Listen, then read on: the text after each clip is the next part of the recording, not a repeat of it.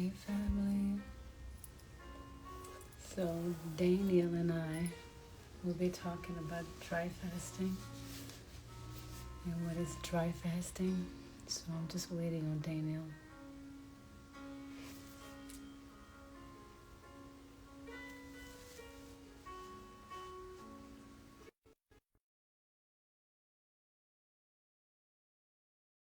You coming in? Yes, I could see you. Hey! That's awesome. It was black for a moment, so I was like, oh no, and then it Oh, came on. So that was cool. how is my voice? Is it clear? Yeah, yeah, everything was clear. Okay. So I titled it "What is dry Yeah. fasting?" Yeah. Me choosing a topic and staying on the topic, that's a miracle. So we're gonna try this, okay? It's good meditation practice. So what is this dry fasting stuff, Nabiha? What are we talking about? Yeah, I thought you were in this state longer than me, but you on your fourth day of water now? Just water? Yeah, so I did 3 days of water only, and Hmm. then today's the first day of dry fasting.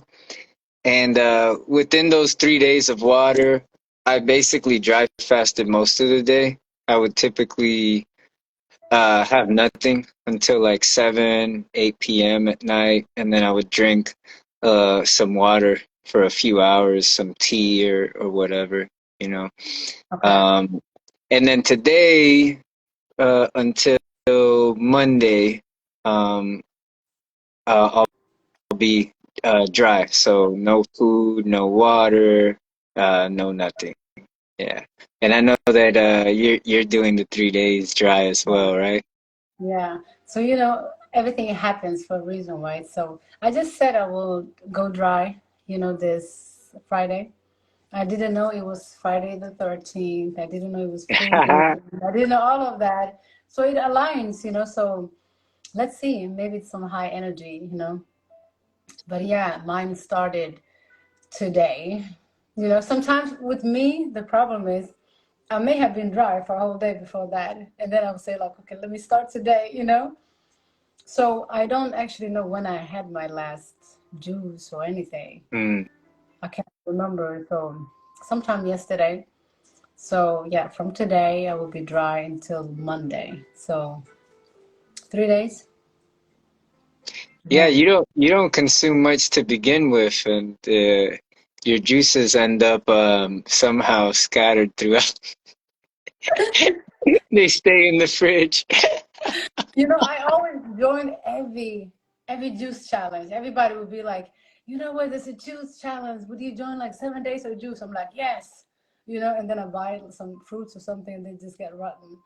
And I'm like, that's what I do normally. But for me, it's more like some people are juicing to, not eat and stuff like that. So if I join the juice challenge, maybe I will juice. My problem is the opposite, right? Mm. So the 7 days, I will be consistent, maybe drinking something, which normally I'm not consistent with anything. I'm not consistent with. I grab the juices, I walk around somewhere, I put it somewhere, so it feels like I've had it, like I drank the juice. Yeah, So I leave yeah. it there, and then after that I won't drink it. But I like to walk around with juice. That's interesting. It's almost like you consume it energetically, Hmm. like just making it and knowing it's there. It's like you're already consuming it that way. Yeah, yeah. Someone said, yeah, 3 days. What was the longest dry fast you ever had?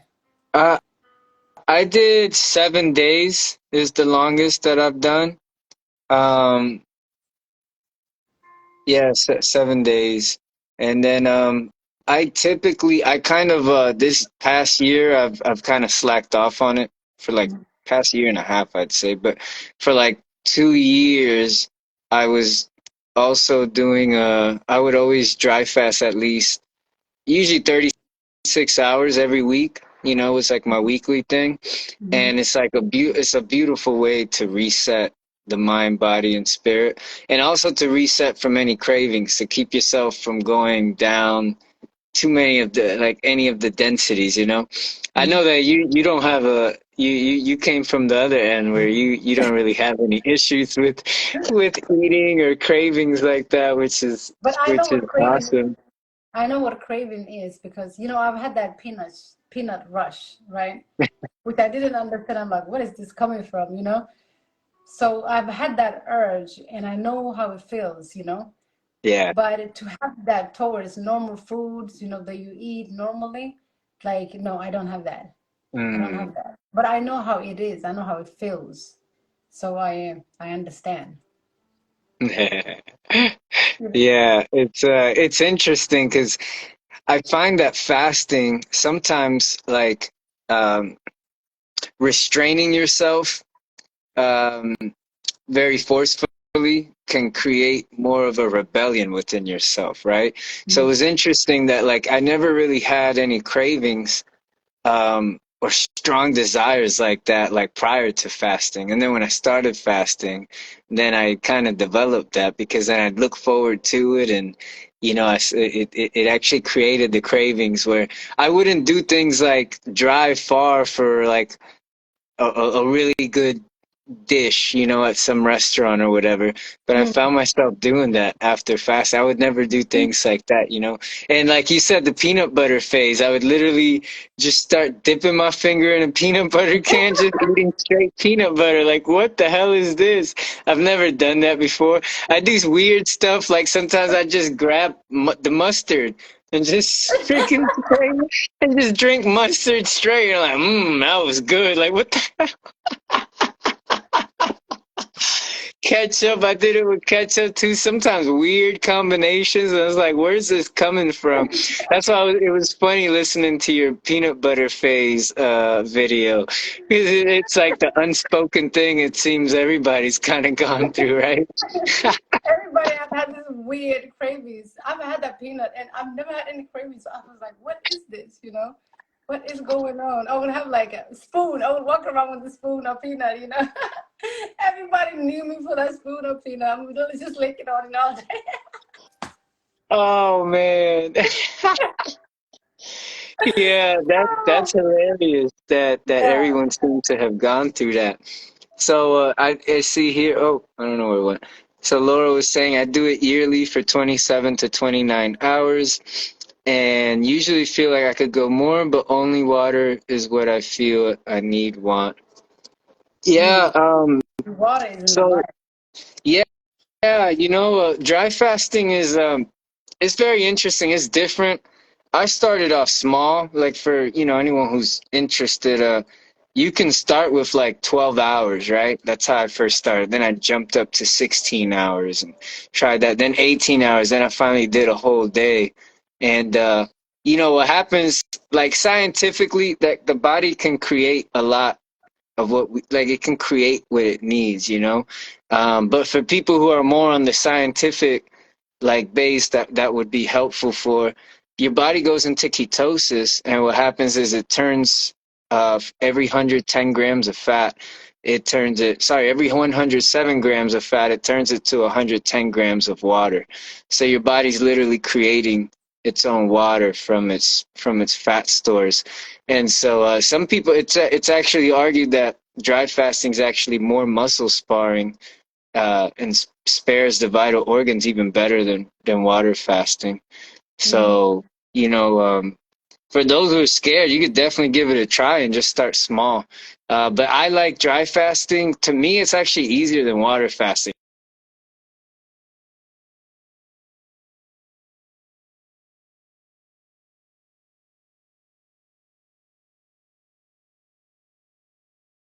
For a second. All right, can you see me now? Oh, I'm not hearing you now.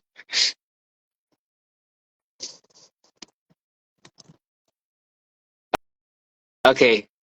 All right. I think I hear you now. Yeah, Okay. Oh my yeah, God, that yeah. was We're my good. phone. Okay.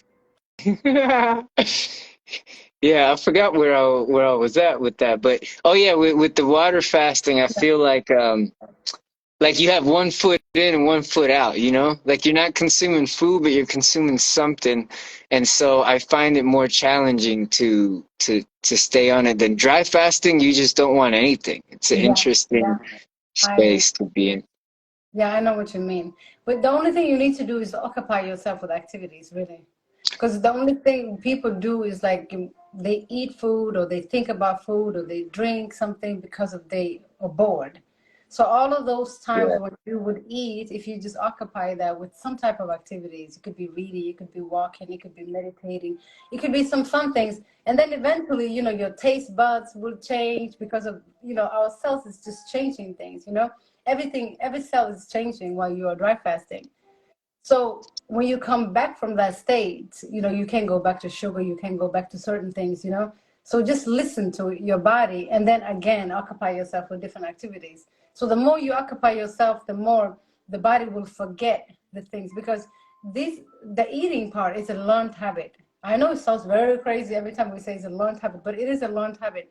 Just go to the baby aisle on the store, you can see like every aisle of the food, how we have learned from smoothies into solids and how they adjusted, like how what I mean, like babies, right? Yeah. From 1 month, 9 months, we learn how to eat solids.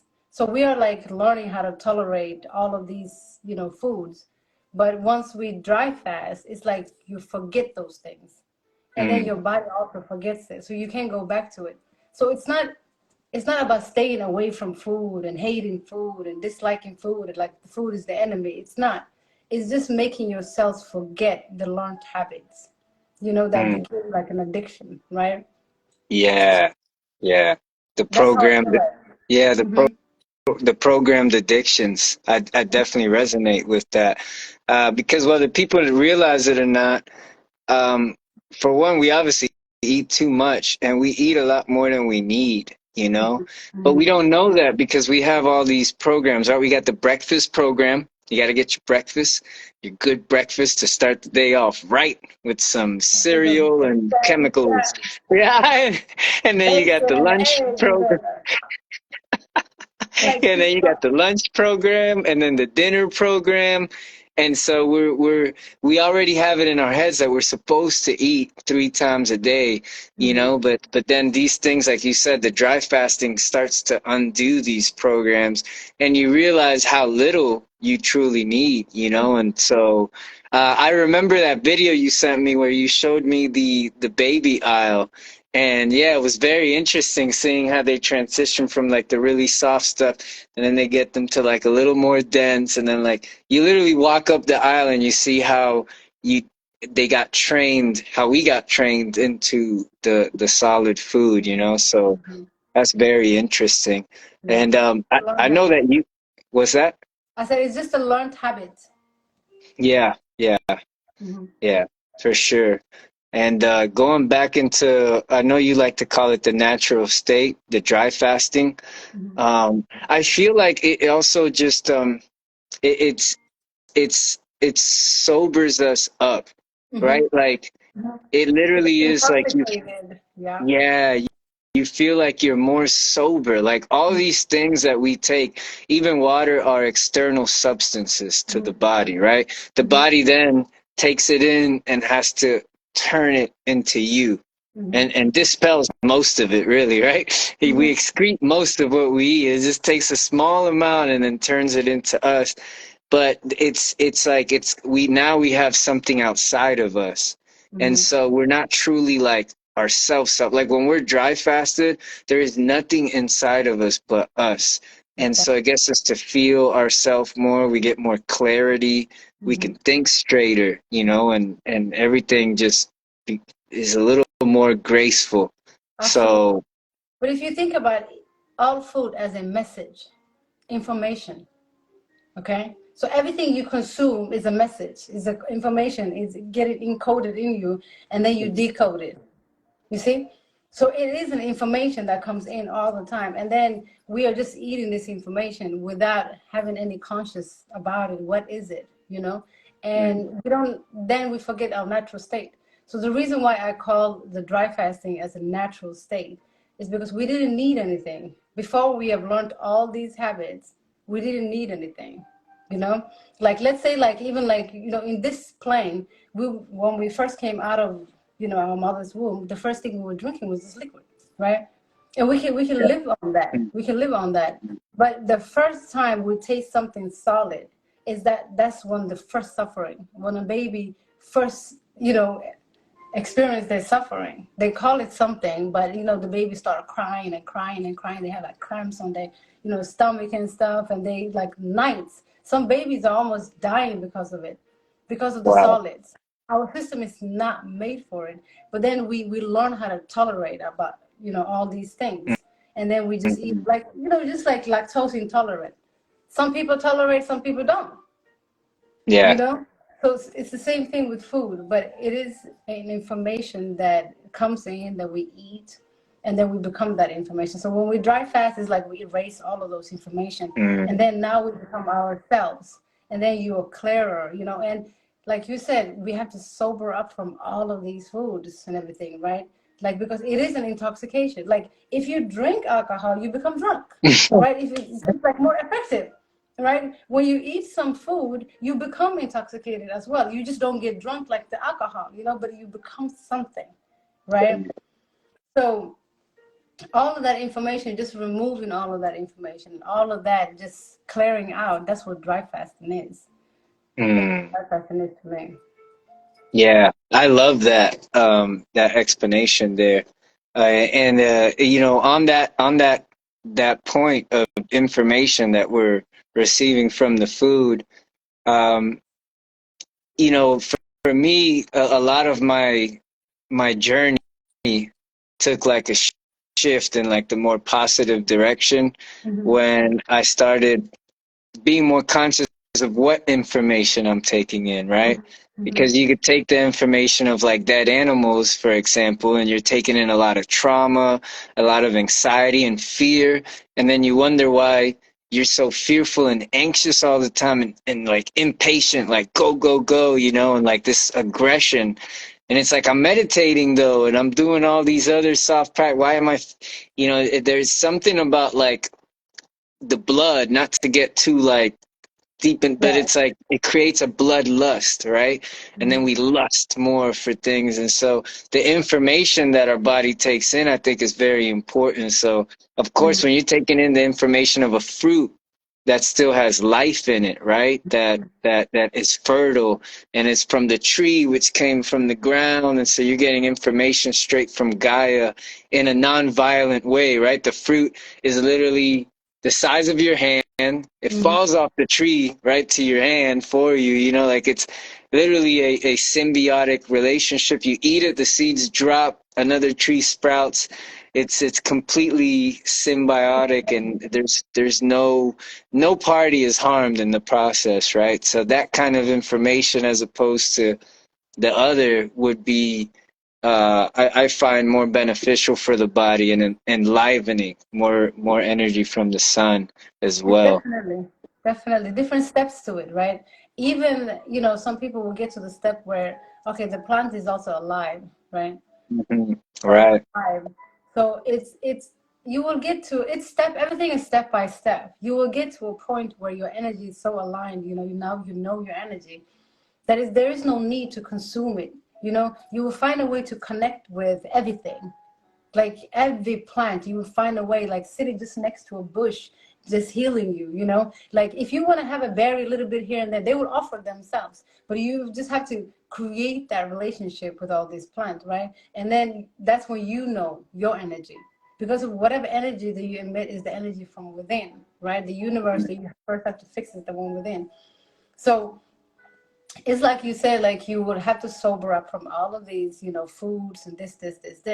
When we eat these foods and we are still intoxicated, but we still want to escape this reality. Have you noticed? Everybody wants to go for a higher drug. Now the food is not enough to escape, but now we want, some alcohol, or we want some heroin, or we want whatever out there, just to escape this reality. But the truth is, like, when you are empty, that's when you are high. When you're empty, that's when you're actually high, right? Yeah, So it's like everything is like backwards, right? Everything is backwards. it So is. It is. yeah, but the fruit Yeah, holds information as well. So the information or the fruit, for example, if you're consuming some fruits, I think it's like the intention that you put in, right? It's like because the fruit is alive as well. I don't think it's just here for us to just eat it. You know, a lot of fruit tell you eat a lot of fruit just to eat it, you know, but it's the relationship, it's the connection, the intention that you have with everything that will align your energy. So if you are connected to the plants and you feel like, okay, I need to consume this fruit, then you should know what kind of information a pineapple holds, you know? Like, do you feel like a pineapple is today, you know? And do you want to feel like that information? So it's all about getting to know yourself, you know, clearing your paths from all the learned habits. yeah, yeah. Yeah, I like that. And dry fasting is a great way to know yourself, right? it is. Because you're just sitting, you're finally sitting alone with nothing pulling at you, right? Because usually food and all these things pull at you. And, even if you are only having one meal a day, you have to go shop and get the ingredients, right? And then you Yeah, come home, you start to prepare it, you eat the food, you clean the dishes. By the time you did all that, it's like 3 hours of your day, right? So you yeah, just added 3 hours to your day now, dry fasted, where you got to figure out, like, are you going to sit with yourself? Are you going to do something, an activity? You got to figure out how to kind of spend your day without any like those external stimulations. So it's an interesting space. And for me, I really love the part of not having to be dependent on things as much. yeah. I remember when I was so I'm 34 now, I think. I'd be forgetting, but when I Yeah. swear I stopped counting at 22, and I feel like it helps me with the age too. Like, I feel like the more we give that thought, the more we're literally aging ourselves. But anyhow, I, that's another. So when I was like, I think I was like 24, right? And society tells us this is like when we're at our peak. And I remember one time I was outside, it was a hot sun, and I did just a couple pull ups and I sat down and I started losing. I lost or like I was feeling lightheaded. mm, And next thing I know, my vision went. It was the scariest thing. Like my vision just completely went pitch dark. I lost my vision, and somebody there in the courtyard like helped me out and guided me inside the facility and gave me some water and told me, "Don't worry, your vision will come back." And that was soothing because at this point, I don't know what's going on, and I'm thinking I might lose my vision forever. So I was kind of scared. whoa, And it turns out it finally came back, and that was scary because I got my eyes wide open. I've never seen black with my eyes open. And wow. so my vision came back, and apparently it seems that I must have like got dehydrated, had a heat stroke. I don't know, what the specific medical term is for it. But what's interesting is since I've started my dry fasting journey, I cannot dehydrate myself. Like I couldn't. Like even if I ran 10 miles without water and did excruciating exercise, there's no way I could even re create that incident. You know what I mean? And that was me back when I was supposed to be healthier and in my prime, in my 20s. Now I'm older, right? And yet I feel healthier now than I did back then, and there's no way I could dehydrate myself. So like I like to view it as it's also a great way to train the body to become more resilient and Mm, healthy when you could go without these things for longer than the average person and still do the same amount of activity as the average person. Doesn't that mean you're becoming more uh, gas efficient, right? You're getting more miles per gallon for yeah. less gas. So, and eventually you become a hybrid or fully electric like Nabiha. You don't need any of the consumption at all. You're just running off hallelujah.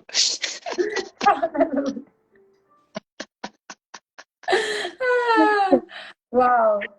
No, I do drink my teas and my juices here and there. So Not full on just part. That's clean gas right there. That's the cleanest, super clean refined gas. No, but Yeah. I don't restrict myself. I don't really restrict myself at all. It's just, it is what it is. My energy do not align with that cooked food or that solid thing, like eating and chewing and all of that. It's just like, job. One thing people don't understand is like, it's a lot of work with food. You think about food, the time you think about it, and then you prepare the meal, you go and get the meal, you work for the meal, you eat it, and then whatever complications that you get from it, now you have to heal it, now you have to deal with it, and you have allergies to this. It's like you constantly just working with food. If you think about it, we waste so much time on just thinking about food, but we don't even really need it. It's Yeah. like if someone told you like, hey, now you're addicted to this thing, and now you have to work for your addiction. Yeah. It's like we got addicted to food and now we have to work for it to get food, Right. get food. One meal after the next. It never stops. Like when they're done with the breakfast, it's like, what am I gonna have for lunch? And when they're done with the lunch, it's like, what am I gonna have for dinner? And it's a constant work. Yeah. Yeah. It's funny how you see it that way too. I remember you once mentioning how like just chewing food is just like a lot of work for you. You don't like the whole process. It's too much work. And it reminded me of like when one reason why I never liked seafood, right?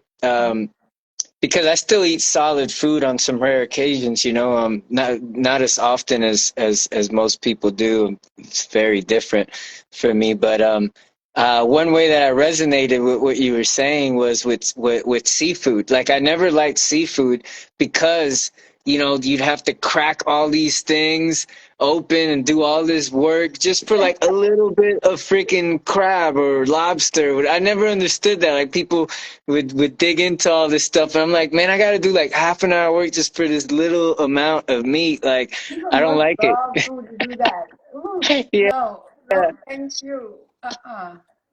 So I could see what you mean by that when it comes to solid food for you. You view it like the I look same at the way, plate, which I'm is like, work. I literally just have all my life. I look at the plate, I'm like, work, you know. And then I will walk around, we think about it, we procrastinate. They'll come back and procrastinate on it. eat Yeah. all day long. And I'm thinking like society say we have to eat, otherwise you die. And you know, yeah, that was all my life. Jesse, you can join us if you want. Let's Um, see what. but yeah, but dry fasting literally, Hey, look. and you will get all these parasites speaking inside of you too. Were you reading something? Yeah, I was reading Oh, Alora's post here. I was just saying hi to her and John Livingston Seagull. I have that book on my wish list on the Amazon stuff. I heard good things about that book too. I'd like to read that soon. I don't think we let me have. know. Do you read it? Yeah, more lucid. That's a good way to put it with the hold up with the dry fasting. And you actually you've gone some pretty long periods dry fasting, right, Nabia? Mine wasn't, planned like that. The longest I've gone is 22 days. Yeah, that's pretty. Water, I could go longer. But like you said, water is just boring, to be honest. It's like, you trick yourself and now you drink this water. And to me, it's not about drinking water even. To hydrate yourself, you swim in the water, get hydrated, skin through your skull. Not drinking here is just illusion. So I'm not a fan of, there's somebody who's asking to join. I'm not a fan of water. So yeah, I'd rather want to do dry fast than water fast. And like they said, instead of water, like 3 days of water, no, one day dry fast is like equal to 3 days of water Right. fast. Yeah. So one day is just 24 hours. Like 24 hours I do by accident. Like, it can go, if you can go like 24 hours, 20, and it goes like the second day, that's when I always remember, oh my God, I have to eat something. Or sometimes like my body will tell me, I'm like, oh my God, I Mhm. lost something. wait, and I'm like, what? Because really my food is working out, not working out like push up or anything like that. I just do silly stuff, just silly stuff all the time. And it is my workout. If I'm doing some qigong, sometimes the movements that I do, people will say like, "Oh, you do yoga." I'm like, "No, I've never done no yoga." It's just that I'm just listening to my body, and I do different, pose and stuff because of that's where I need to crack, that's where I need to stretch, that's what I need to do, and then I'm going with the flow. So if you take your mind out of like, this is how you're supposed to do things, and this is what you need to do, you know, all of that, all those rules, just be yourself and find, joy by being by yourself. Does that make sense? Like, Yeah, you can have so much fun with yourself. yeah, Really, really. So that's my food. yeah. That's that's like moving. The way you're talking about it's like moving more intuitively, right? Yes, And exactly. and that what I think people don't put thought into is that even yoga itself, right, and all these poses were created by people who were moving intuitively at the time, and then they figured that out. Oh, this pose makes me feel this type of way. This pose, Yes. so like I think ultimately these things are great ways for us to step into it, but I think ultimately all of them are pointing to you feel yourself intuitively and create your own thing. You know what I mean? Mm-hmm. And I think when you said that you get energy from that, from movement, it's interesting, right? That energy, using energy creates energy in the human body, And I Mm-hmm. once heard like a motivational speaker also say that you get motivated by starting it. Like that's how you get motivated, is by Mm-hmm. starting what you need to do, and then you get Exactly. motivated. And one thing that makes me think about is like if the human body's creating energy by using it, right? Like I feel more energy when I dance, when I run, I get more Mm-hmm. energized, Mm-hmm. walking and stuff, like doing all these things. It makes me think, there's like certain technology, right, that they've created in the world mechanically, whereas like when a wheel spins, it can create energy by spinning, Yes. right? And then there's That's how I watches. feel like. Yeah, Mm-hmm. and then there's watches that you don't have to power because the vibration of your own movement from your hand and stuff gives it enough energy to just run. And so, what if the body does that? I mean, it sounds like it Yeah. does. Exactly. Yeah. Yeah. Like I have to, even like to drink a juice, I need to go and create some energy for that. I don't understand the fact that I would go for the juice to get energy, Yeah. but I need to have energy to drink the juice. So I would go on the treadmill, or I would dance, I would do something, and that's when I would drink my juice. I may dance with my teas because I'm creating energy to just drink the tea. You just inspired me right now. I'm gonna start doing dances before my consumption. Really, I'm like, oh my Before. god, I need to get to this juice, and it's like I would get so restless, and then I have to go and dance to do something, and I'm like, okay, now we get some energy. Okay, we get to the juice. You are too funny with your food. It's like you're hyping yourself up for it. Like you're about to jump in a cold pool. All right, I gotta get myself ready for this. I really am. Oh my god. That's such a different dynamic than most people, Most people are like, "Oh, I gotta have this," I gotta. And like for Oh you, no. it's like the opposite. You gotta Oh my prep god. yourself for it. When You're someone doing brings me some stretching. food or something, when someone brings me some food, like let's say like I'm just sitting and working, and someone would be like, "Hey, here you go, bring me some juice or something." I look at them, I get so mad. I'm like, "Why are you bringing me job? I'm doing the work. You bring me another job." And people are like, "You're not happy?" I'm like, "Why would I be happy?"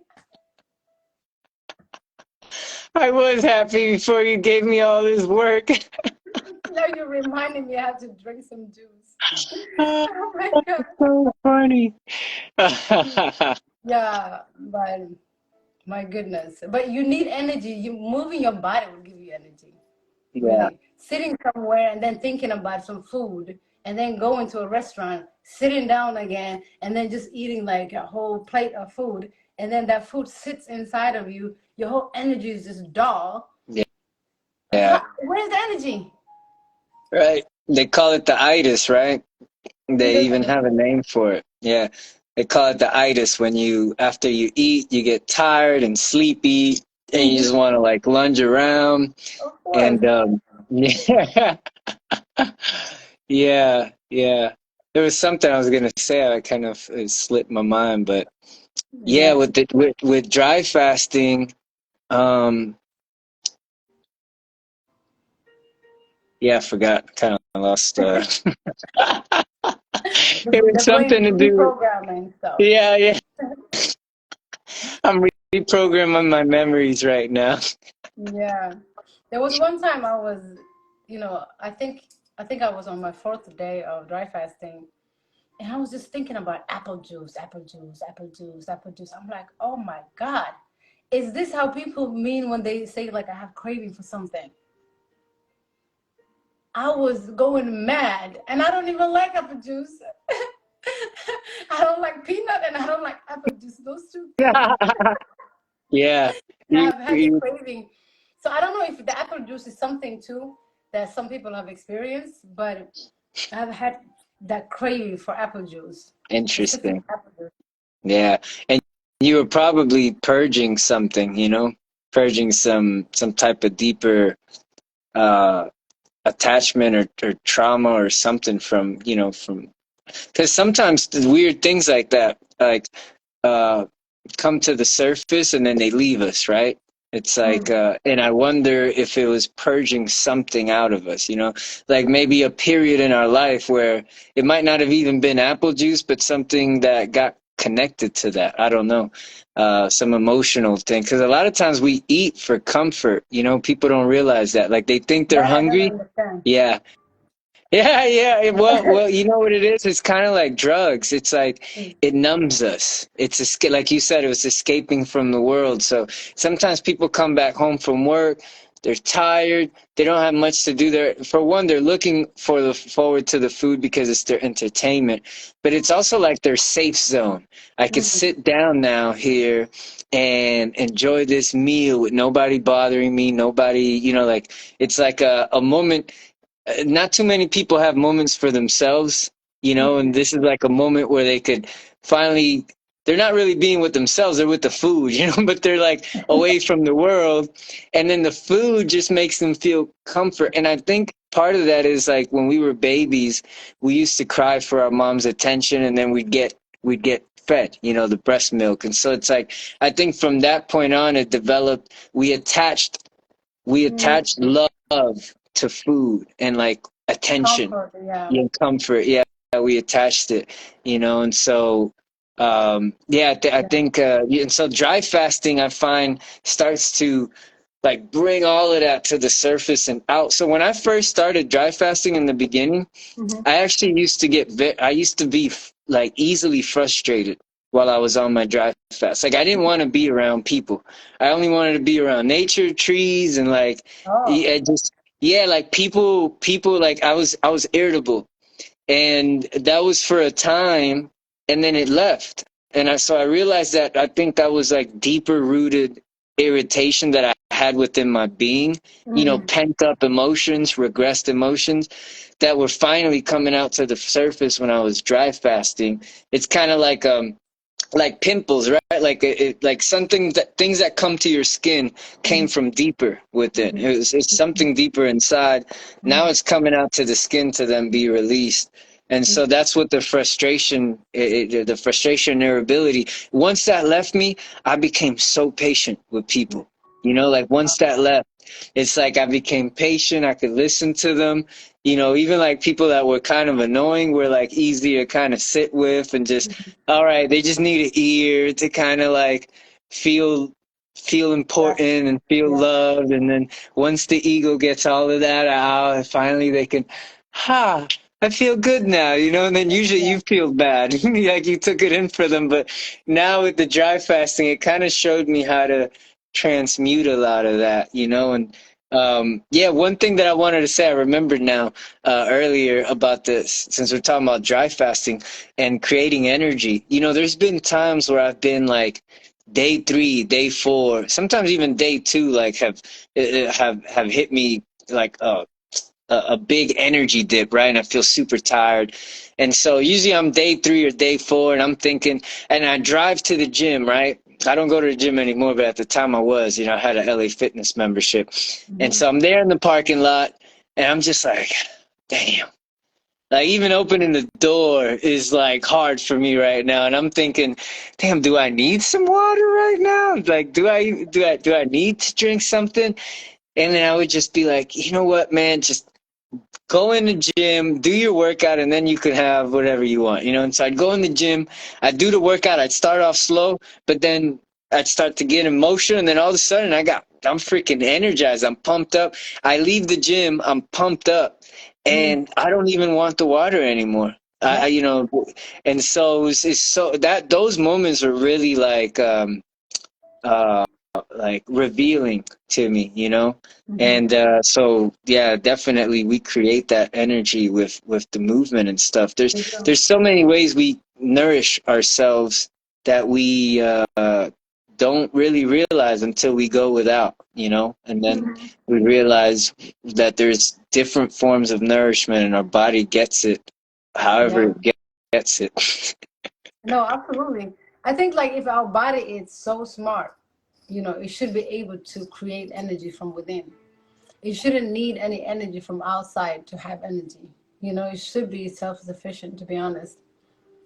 Just like any other plants. I don't see any other plant going out of their way and getting stuff and just eating all kind of stuff.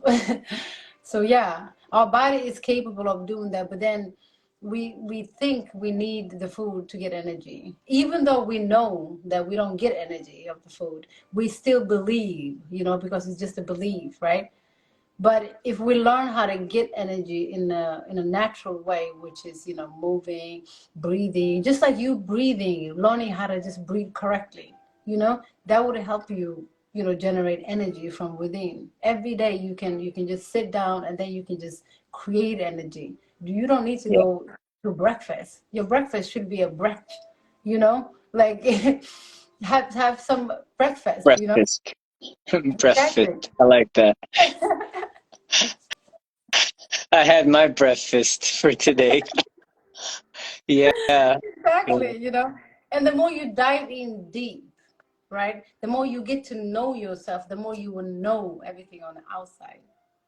It's all just in, but since we Yeah. are like distracting ourselves with all this different information that we are intaking, whether it is with our ears, with our eyes, or with our mouth or skin, whatever, we are constantly intaking some information, constantly.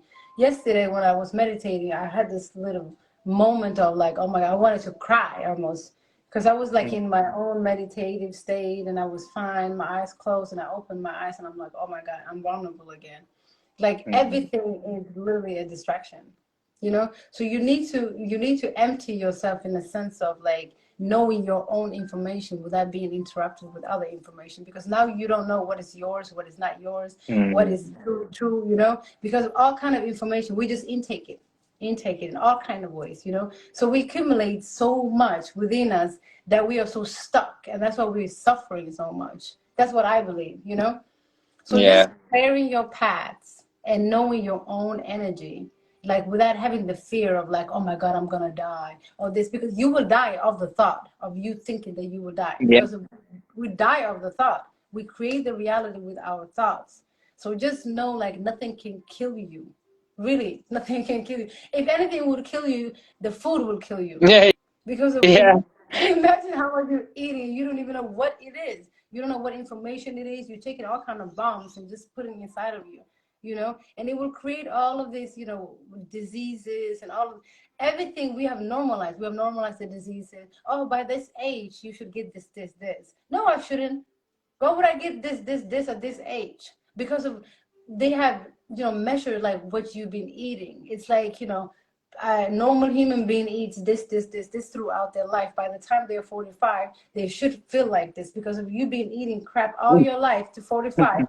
This is exactly how you will feel. So it's easy to estimate when the car is gonna break down when you're not giving it right fuel. Right.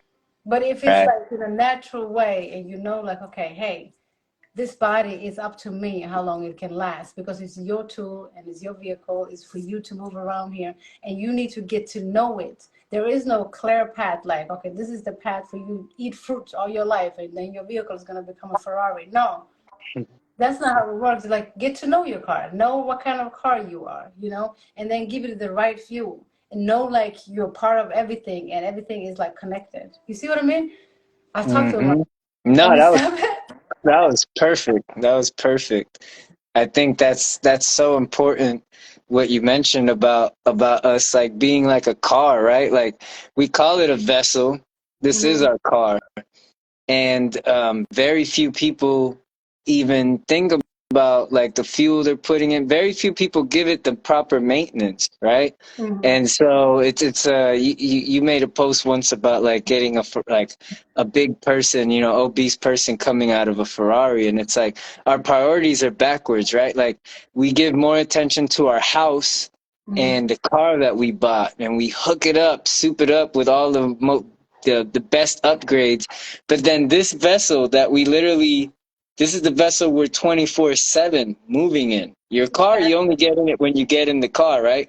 And to get in the car, you got to get in it with this vessel, right? It's like everything is with this vessel, and we give all these external things more attention. But if we really took care of this vessel, I mean, we don't even know the Mm-hmm. the potential, like how Exactly. far we could go with our bodies because we've only scratched the surface. We've studied technology, we've studied, we've studied 5G and all these other things and AI, but we've done very little actual introverted study on the body and the placebo effect, like you mentioned, like we really can kill ourselves with our thoughts. And what one thing that I noticed when I start, okay, so before I started fasting, this is an interesting thing, right? I used to eat every 3 hours Mm-hmm. because I would get hungry, or I thought I was getting hungry every 3 hours. And for me, I didn't have cravings or nothing. Like I learned from my dad, like one good thing was that he showed me, like he never snacked. He only had meals, and he would tell us not to snack and wait for the dinner to come or whatever. So like it was all for just to eat, to have energy, because we thought it gave us energy, right? Mm-hmm. And so every 3 hours I would eat, and if it went for longer than 3 hours, I would start to get stomach pains. My stomach would start to get upset. And if I let it linger long enough, even after I ate, my stomach would still hurt, right? But Mm-hmm. then when I discovered intermittent fasting and I actually learned about the benefits that are taking place in the body when you fast, it literally left from one day to the next. I didn't get those stomach pains. So just knowing what's going on in the body and knowing that what I'm doing is actually a good thing, not a bad thing, it already changed it. It shifted it. So the placebo is not a lot, not enough emphasis like goes into the placebo. And another study that I've heard about, I don't know how true it is because nowadays even studies, I question everything. I'm like, I call myself an optimistic skeptic. I'm That's a good optimistic one. that I believe anything is possible, but I'm just skeptical about it. That's all. Me too. And, and so Let me there was just this, check out. Yeah. yeah, Go ahead. yeah, exactly. And so there was this study done supposedly on death row inmates, right? Mm-hmm. And they wanted to see how long it would take for somebody to bleed out. And so they put this person in a dark room, you can't see anything, and they made a small incision on his arm, and they put a bucket below him, like to drain the blood. And sure enough, the next morning he was dead. But the interesting part was that the incision that they made on his arm was not bleeding at all. It was a very tiny incision, but they had a loudspeaker going off in the room, sounding like drops of blood. So Oh. he thought he was bleeding out the whole night. He would hear his blood dropping into the basket, into the whatever the thing. And so he thought he was dying. And then because he thought he was dying, he ended up dead the next day. So it shows us if we could literally kill ourselves with placebo, We the can. opposite must also hold true, that we can live and thrive without. needing food or without needing all these things with just that placebo alone, You you have to know? believe it hard enough, you know. Yeah. Even like success, they say the same things with success, you know, like if you believe it hard enough, it's gonna happen, you know. It's just like you have to believe in things for it to happen. So Yeah. somebody said I pinned something before I take it Yeah. away. But You want me to read it? yeah, yeah. So Laura says, Laura, she says, wow, thank you for telling that and these. She says, you guys are awesome. I'm so happy I signed on to this because you are talking about things I've felt, thoughts I've thought and known, and it's literally cool to hear your stories from walking the path. Oh, yeah. We need to share more because of people sit in with, you know, different things, and some people just share the fancy stuff, you know. The fancy stuff. Yeah, Yeah. yeah. You have to practice this. We make everything so serious. It's not serious. It's just this is your life story. This Yeah. is your life story. And dry fasting is not like something that's gonna make you fly out of here. Nothing's gonna make you fly out of here. You need to learn how to stay here. You need to learn how to be present, you know, present and be with everything. Like you were saying, you know, something was purging out of you, and then you came back to your senses, you know, you could stay with people without getting irritated, Yeah. you know. But it's that when you know yourself. That's why I say people like you only love people how much you love yourself. So we just use the word I love you just to say it, just to feel that little whatever people feel. But you know, you only love as much as you love yourself. You only, you know, show people the love that you show yourself, you know. Yeah. So somehow we need to clear this path in order for us to see what's in front of us, you know. So there's no destinations, there's no like flying out of here or anything like that. It's just, you know, learn about yourself, find that joy within, you know, that peace within yourself with your own Yeah. love. That's 100%, 100%. It's like as the love for myself increased, I definitely felt that where I just love other people, you know? And it's a weird thing that like, even if I'm not in such liking of somebody, you know, of their character or whatever, Mhm. I still have love for them in the sense that I still want better for that person. Like Yeah, I would still want, like if I then hear that that person, something good is happening in their life, I'm still like happy for them, you know? of course. Where like in the past, if I didn't like somebody's character, it's like, that person, well, what's going on with karma right now, giving them good stuff. You know? so so That's it's a funny. different, it's a different space, and I feel like, you know, everywhere that I go, Yeah. like people end up really loving me, and it's because like it's 100% just because I love them. And Mhm. so they feel that and then they just reflect it. That's all it Yeah. is, you know, because I'm not like, now I've gotten to be a little bit more charismatic because I've gotten so comfortable with myself and things like that, and so I'm light. But I notice like I'm not like, I have an uncle who he's just charismatic and he gets everybody joking, and he's one of those that he goes into any room and everybody ends up loving him, but he's like, he's just got he got that character, you know, that reels everybody in. It's fun and entertaining. Mhm. And for me, I've noticed that I've gotten to be like that because that's my natural state, but there's times where I'm quiet in a room, like let's say especially when I'm usually more dry fasted and maybe I'm not like feeling super social, I'm to myself, but people still feel me and they feel drawn to me, even though I'm not doing anything. So I know it's not that. Yeah. It's not putting out that energy. It's just because I'm loving everyone and I'm loving myself. I'm loving this moment.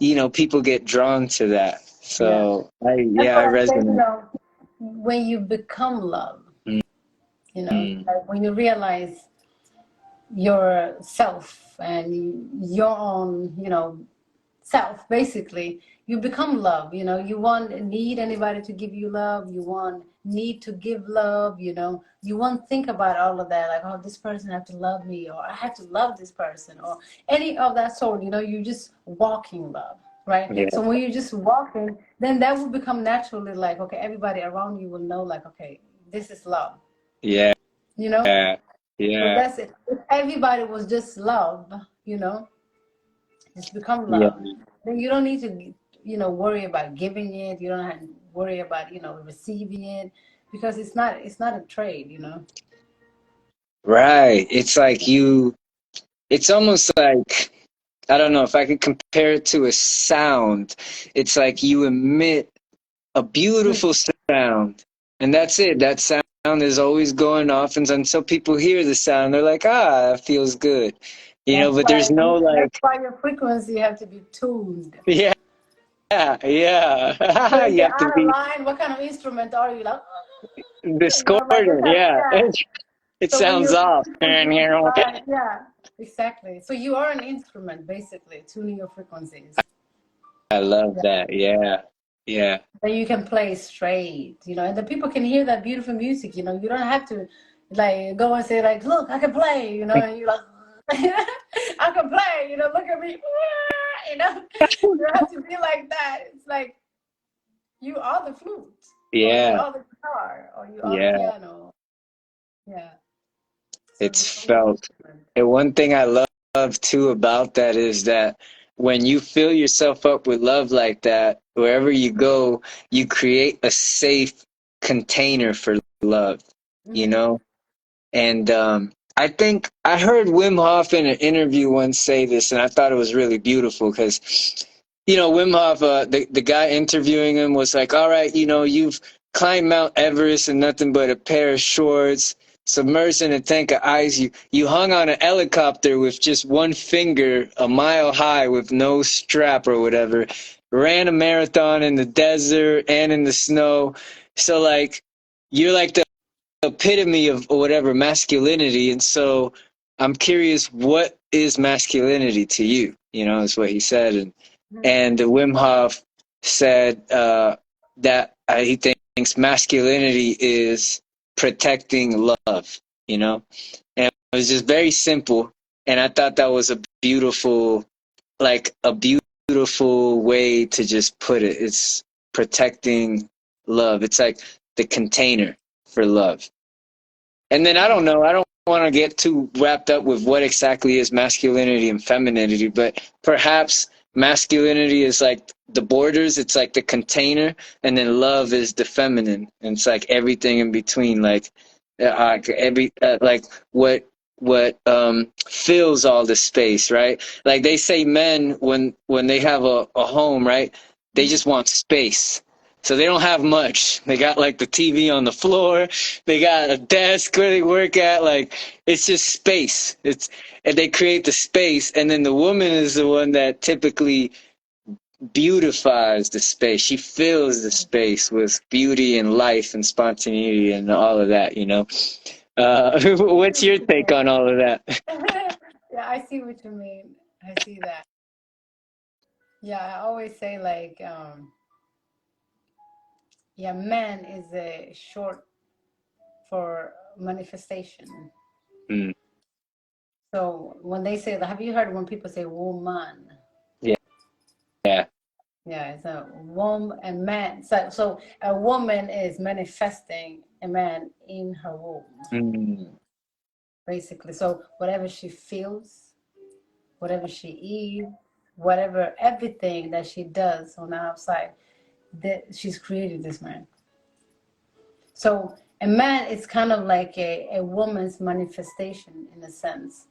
mm, So when also sometimes I always say like when a woman complains about a man, is this another woman's byproduct? He was raised by another woman, right? The first teacher is another woman. So yeah, it's only how you raise the man, how he will treat another woman, right? yeah. So masculinity to me is, yes, definitely that protective, energy, while the feminine is that loving energy. The Mm, what they say, the mother is always the loving, and then you have the father, which is the protective, right? mm, So when a woman is pregnant, for example, for her to manifest a child, she needs to have a mm, protector, right? That is doing all the things that she would be doing when if she wasn't carrying a child, for example, right. because her whole energy needs to be focused on manifesting this being within her, you know? just perfecting Right. that. So that's why you have to have a man, and that's why they are the more like the, the providers, the protectors that go out, and keep that job out of her way, and then that way she can manifest a correct being. Mm. But now you know how the world is. It's like, the woman is doing all the other things while the being is still, like manifesting within her. So every trauma, every dilemma, whatever that she encountered in this life, that's what she's manifesting. And then the creature that comes out like us, we already corrupt because we were not manifested correctly in the womb, right? Mm. So if everybody was holding, the masculinity and the femininity correctly, we would be manifested correctly somehow, So, Yeah. for example, if you want to create like a corrupt world, for example, where the protector is, let's say like the protector is the man, right? So if you want to destroy the man, how would you destroy the man? You destroy the mother. The Mm. mother, you give her all the drama, you give her everything, you just corrupt her life, and then she would just Right. broken products, just broken, So all the men, the masculinity have been, corrupted somehow because of the female have been interfered with. Does that make sense? Yeah. So A that's why hundred we kind percent. of have this kind of creation today. Now we don't know what the role of a masculinity and the role of a femininity. We mix those things. Yeah. So, Yeah. so we do have different roles that complement each other. Everything works in the opposite. Negative, positive work together. Everything works. Like we couldn't create life where the man and the man cannot create life, right? Because it's the same, right? And a woman cannot create. So it's always the opposite that creates life. So that's why we should know like how to balance and not rush towards like, oh, I just want a happy life. No, you need to have a little bit of miserable, experiences in life in order for you to know what happiness is. You need to have some negative to know what positive is. You need to know, sadness to know what different things, the difference, the opposite of everything. And then when you know both, you can balance. And that's how you create like balance in life. So the masculinity and the femininity within us, that's where it starts. Yes. It's within us too. You see, like, uh, just creating a baby, the baby has both, the feminine and the masculine within them. You can see that. So what Yeah. is like, yeah. No, I talk too much right now, but yeah, that's how No. feminine and masculine. Yeah, that's perfect. Yeah, that, and I feel like that comes with the self-awareness. Naturally, you become more balanced in your masculine and feminine, but then you still have a little bit more of what you're meant to be, right? Like Mhm. if you're a male, because this is what you are, right? Like Yeah. if a tree knows itself, it's a full, complete tree, right? And so, like in this life, at this moment, our consciousness is playing as a human being, and within that human being, you're either male or female. And so, I feel like with the self-awareness, you get balanced in both masculine and feminine. But Mm-hmm. then you're naturally, because your instrument is this type of instrument, you're naturally a little bit more on the masculine side if you're a male, a little bit more on the feminine side as a woman, but you're balanced within your gender, within your being of that, and it's a beautiful space to be in, because then you can understand life more through like understanding both dualities within self. You said that you get to know yourself, you get to know other people more, and that happened with me too. Like I wasn't really good at reading people before, and then I got to know myself and know my own energy. And now, it's like when you know yourself, you know other people, you could feel what they're feeling. So you could tell more when people are lying, when people are being, how do you call it, incoherent, Mm-hmm. when there's certain impulses that they're getting. You could just feel them more because you've learned to feel yourself. So you could feel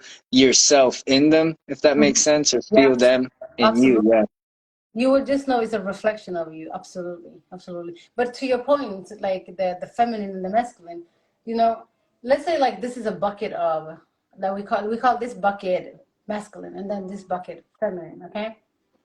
if you take a drop from the feminine and put it in the masculine, and then drop from the masculine and put it in the feminine, that's how you get the balance. Mm. Does that make sense? So now you have that. It's not like, you are both feminine and the masculine, and now you have to choose between. No, it's not that. It's that you hold the masculine energy, and I hold the feminine energy. Now, drop from the masculine is in me, and then a drop from the feminine is in you. So then that way, that's how you can balance that drop of the feminine in you, and then I can balance the drop of masculine within me. Mm. Does that make sense? But it's mostly Well, like when it comes to men, it's more like you have to, develop some of that, feminine qualities, meaning like, more of your emotions, like yeah, emotional side where you have to express yourself and stuff. So that's that drop of feminine that's in you that you have to balance within the masculine. right. If you see the yin and yang That's what I symbols, you thought see that little about. dot. Yeah, That's what I I didn't thought even think about. about that. I just made this up right now, but I didn't even think Yeah, about it. But yeah. yes, just like that little drop that's in that. Yeah, when you said the drop, that's exactly what I pictured, like the eye Really? and the yin Yeah, and I didn't yang, even think about it. But the little yes, eye. Yeah, yeah. That's yeah. telepathy right there. But yeah, that then and that's another interesting thing.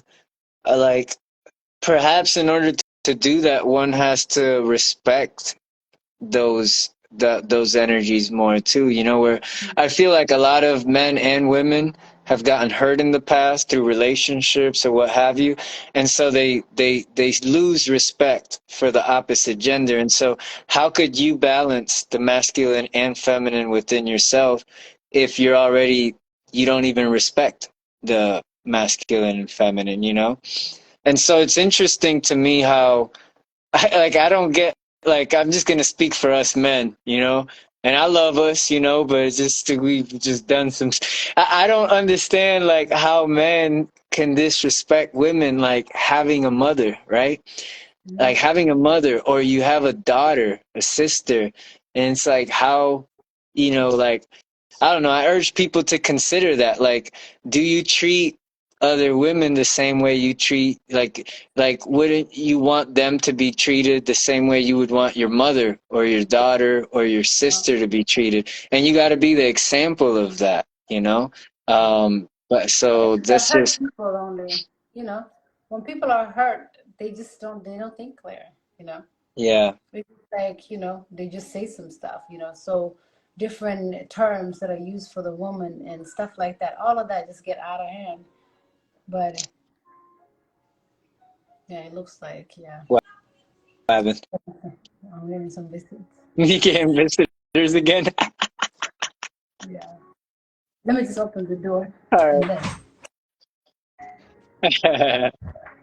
I'm getting dark here too. I probably should turn on the light.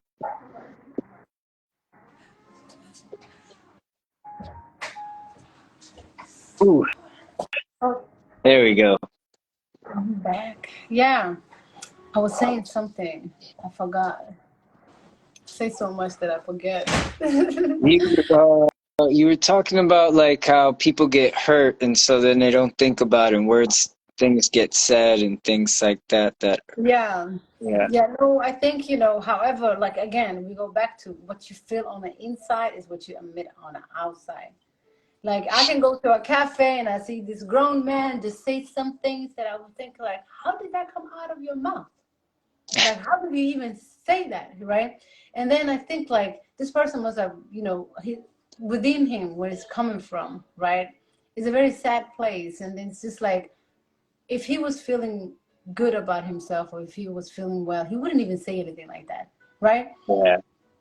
So stuff like that, it's like why? Some people are hurt, like I'm standing in the line, or maybe like you just say, well, this nigger or something like that, right? And it's like, why did you even say that? It won't even affect me, but why would you even say that? And I look at the person, then you will know Mm, it's coming from the person is sad, the person is yeah, hurt, you know. yeah. And I empathize with people like that. At the same time, they make me mad, but I do empathize with them. I'm like, okay, poor thing, There's you like a learn a lot of duality stuff.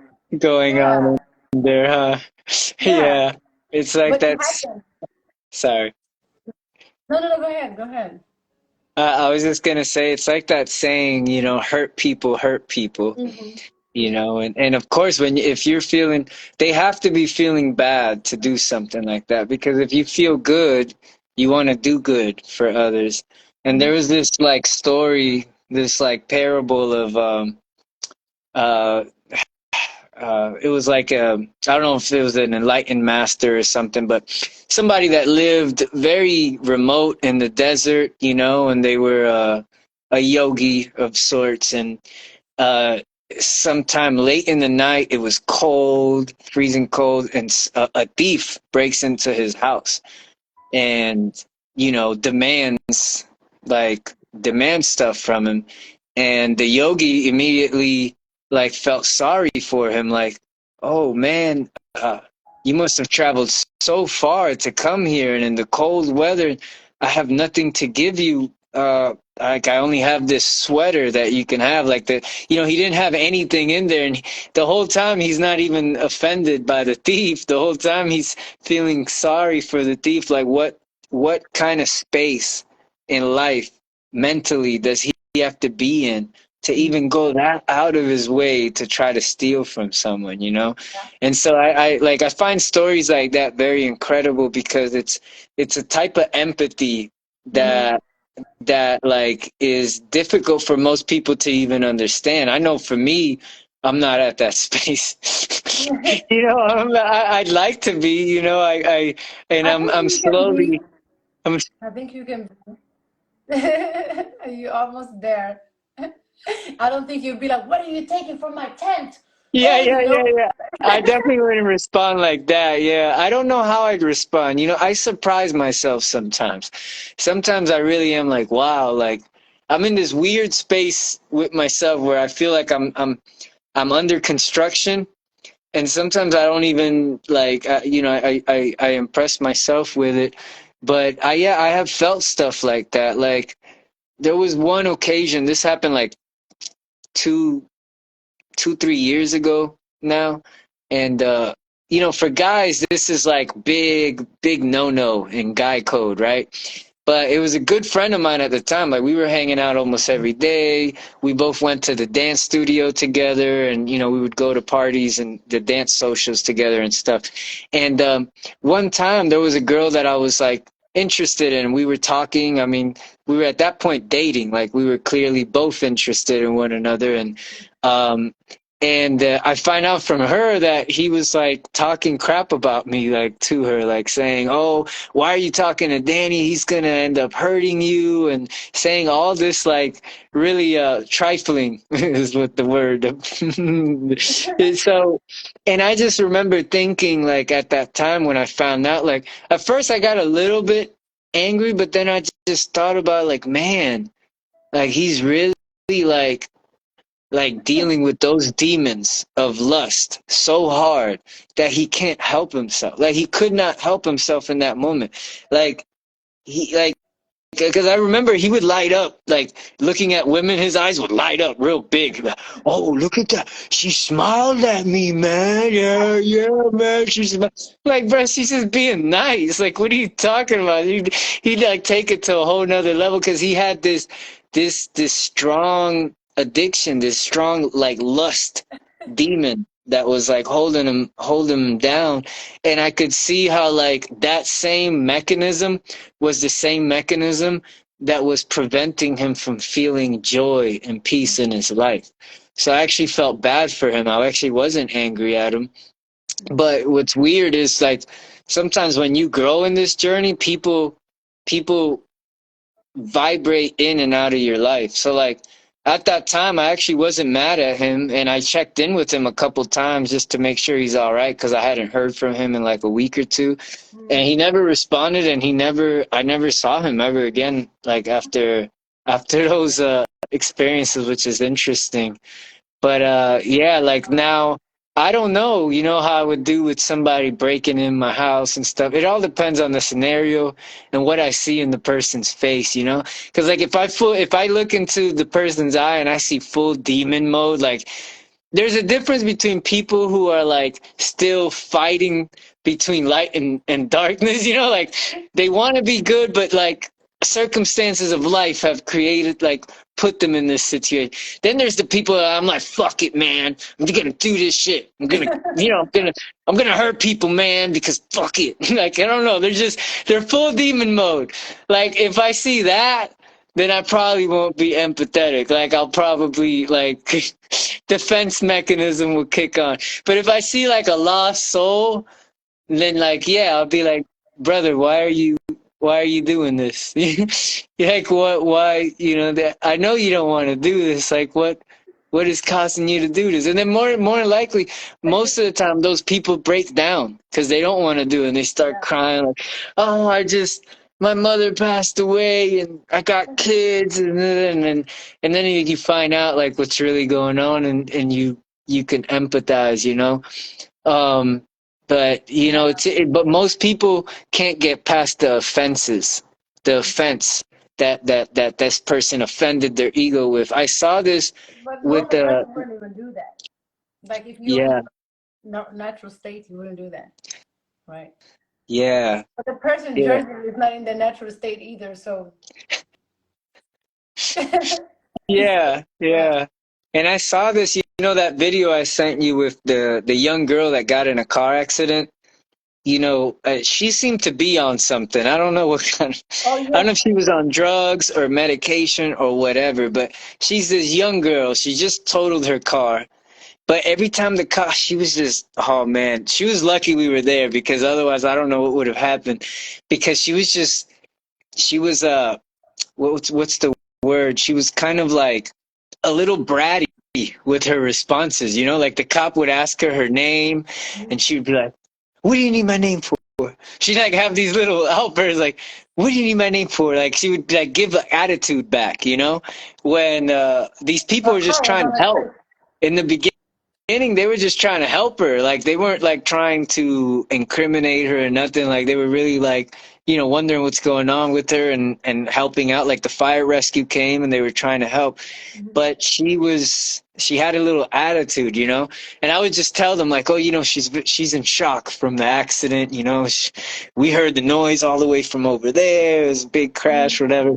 But these people were quickly not being empathetic at all towards her. It was kind of sad to see. It's like this person just crashed the car. Like, at least empathize with them a little bit before you get mad. Like these people were instantly like mad back, like, oh, then give attitude back. But it's like once the ego feels offended, it doesn't you're not taking the person in front of you into consideration anymore, right? Yeah. You're just I got attacked. Now I got to attack back, So I To kind of me, it's went more off like, on that why did tangent I too get long. attacked? I'm reflecting it. It's my reflection. You know how your vibration, like within the environment that you're in, vibrate the same way. Mm, It will take you to places that your vibration allows you. So when you go towards, like you were saying, like you had a neighbor that she just saw drama and all kind of disaster, but you lived right next to her. You didn't see that because right. you hold energy, right? You hold different energy. So when you encounter people on a daily basis, you should know that all of that is your reflection. If you step into a cafe, you just know, like, okay, that was your frequency that took you there. Whatever vibration that you meet there is kind of like some vibration that's connected to you. Otherwise, you wouldn't capture all of this. You Yeah. don't just capture unless it's coming from you.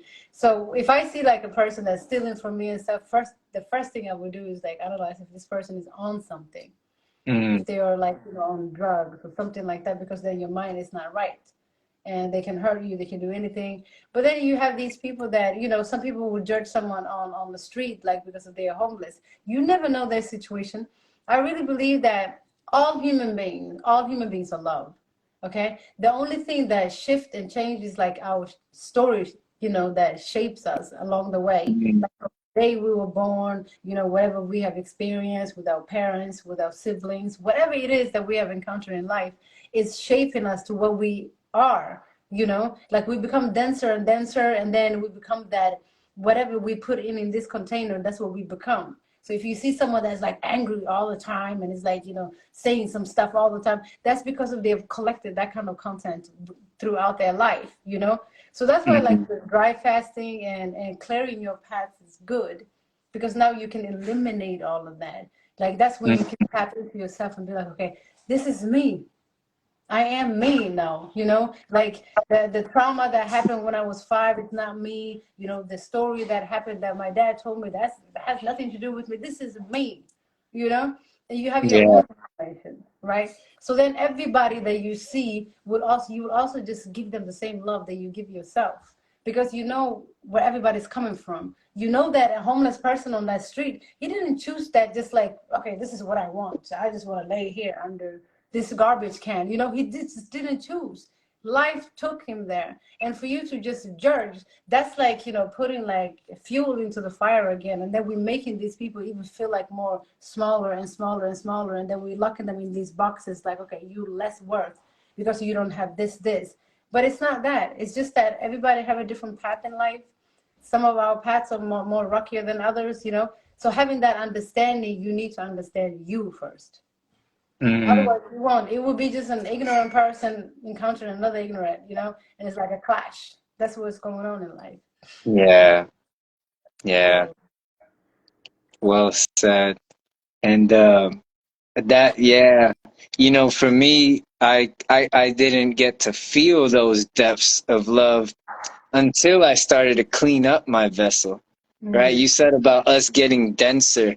It's like the more density and dirt and trauma and all these things that we have in our bottle, it's like this pressure. It even creates high blood pressure, I mhm. would argue. And then how could we feel love for people when we're like in pain and we feel all these other feelings and we feel irritable and angry all the time, like you All the said with the time. story. When you are Yeah. in this ease, yes, yes. When you are in this ease, all you see is like, the same thing that you're feeling. Same thing that you're feeling. But if you're in a flow and you are light, and I don't mean like every time people say like light, like they think of like a light bulb or something like that. I mean like light, meaning like Yeah. less information. You're shedding information. Like I hear these people say like relearn this and relearn that. You don't need no collecting no more information. You've collected all your life. Yeah. Just learn how to just let go of everything without forcing anything, like, okay, I need to let go, I need to fast, I need to do this, I need to do this. No, learn how to forget about food. Don't force to let go of food, but learn how to forget it. Like it Mm. shouldn't be your business thinking about no food, or oh my god, if I had this cookie, or if I had this. All of that is just a disease in the mind. It is a disease in the mind, because you have no business in thinking about all of those things. If they present themselves, or they're there and the situation, did it that way, that's fine. It's like, but for you to think about it, for you to think like this is what you need, and not knowing like what you put into your body, not like knowing what kind of information that comes in, not knowing how it comes out, all of that, you're just gambling every day.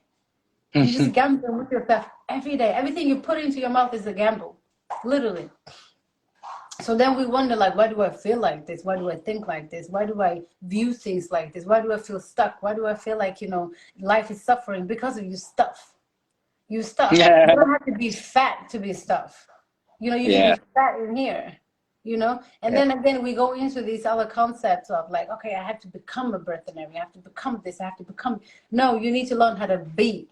You don't have to become anything. You have to learn how to be.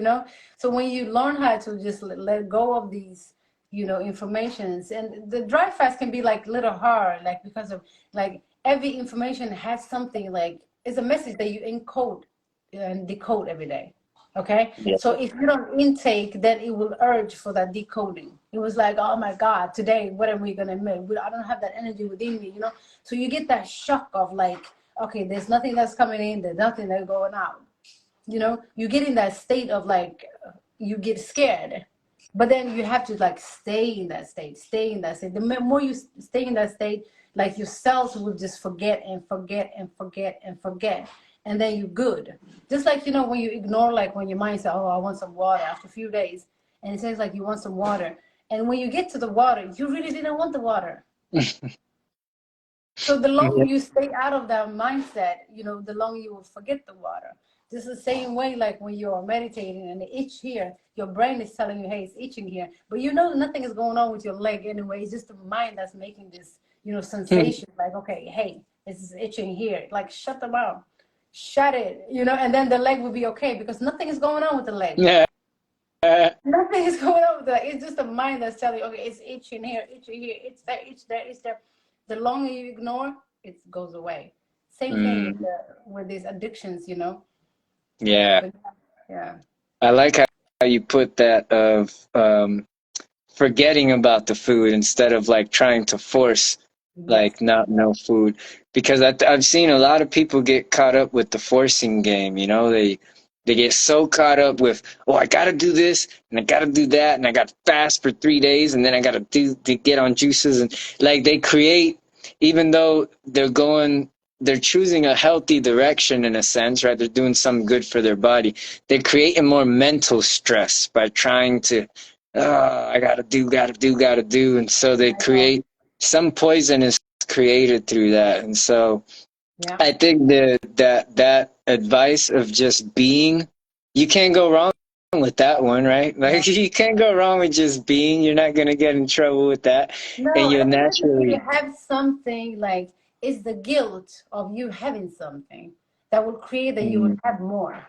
So yeah, the goal of guilt and stuff like that, if you just learn and understand, like, okay, hey, I don't need anything, but how would I just let go? You don't have to think about, like, oh, let go of food. Like you said, most people, what they do is, like, they create like food as their enemy. They think like, okay, I have to fast for 3 days, and then I have to do water for these 3 days, and then now you created a job for yourself, and then you created this little border, like this little room where you put food in, and then you lock it in there, and you sit in front of the door, and now you're guarding it. You will live for the rest of your life guarding that door of food instead of learning how to just flow, and then food does not exist. It doesn't exist. Don't create a box for it and keep it there. You need to know that it doesn't exist. It doesn't exist. Remove it from your system. All these, craving here and craving there, those are addictions. We have to let mm, go of addiction. We have to be sober, We have to be yeah, sober. yeah, yeah, Yeah. It's like earlier what we were saying, my post where I say, have you ever seen a slow person coming out of a fast car? Like, you see these heavy people, and oh, they have this great job, but then they sit in this Ferrari, and then it takes like, you can't even get out of the Ferrari when you stop, because of your true vehicle is this, okay? That this car, like, the most absurd thing I've ever heard is like people who complain about, oh, I can't be vegan and I can't, eat, organic and stuff. It's too expensive. And then they pay car note for the fanciest car, okay? right, But they worry about buying the organic fruit for this vehicle. But this one, they pay a car note all the time because of how you look on the outside, it's good. And this, I drive a bucket because I worry about this car, not that car. I don't care. I can afford a car if I want to, but I don't care. Because if it takes me from A to B, why would I care how it looks like? mm-hmm, I really don't. But I care about how this one looks like. right, Mine. yeah, That one I can replace it, But this is mine. And, if I just forget it a little bit, really, like, just a little complication, little food that, that create a little disease in here, that can create like a whole kind of like bacteria within me, and I can die, and I can have all of these things can happen, just because of I ate something that I don't know what it is, mm-hmm, right? That's why right, I worry about these cars and these houses. And have you ever seen a hoarder? On the outside, the house looks normal. They look like they're part of the neighborhood, but you walk into the house, and then you see all the junk. You don't even see like a living room or the hallway. You don't see anything because the whole house is packed. So that's how I feel like when people are driving these fancy cars and they don't know what they put in, and then they park outside McDonald's and then they get the food from McDonald's. yeah, yeah, and Yeah. they stuff their insides, just Yeah. like the hoarder, like with the house of the hoarder. Yeah, it's You no put on some different. makeup and everything. You fix your hair, but now you're eating McDonald's, Wendy's. Like, Oh man, yeah. As long as you paint the house on the outside, Right. it's good. You don't know where your living room is. Yeah. It's like you maybe left a meal, somewhere in the house and it gets rotten, and then eventually it will create this hole on the wall because of something rotten in there, right? Yeah. It's the same thing with our body. Whatever you put in there and it stays there, it will eventually create a hole inside you. Right. That's what we call diseases, right? That's something that's in disease within you because you put it in there without knowing how to take it out. And then you just push another one in there without knowing how that's going to come out. And then another one, and another one, another one. And the body is like, imagine we make that normal. Yeah. Yeah. It's very normal. Yeah, that's why I don't want to be normal, you know. That's why I don't want to be normal, Nabila. That's it.